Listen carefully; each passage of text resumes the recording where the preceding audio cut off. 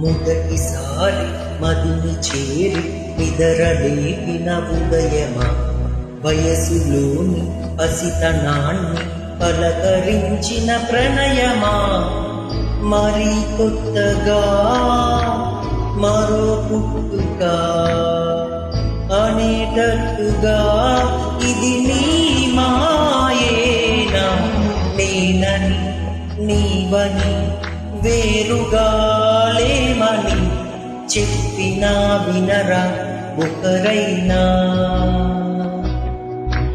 నేను నీ నీడని నువ్వు నా నిజమని ఒప్పుకోగలరా ఎప్పుడైనా.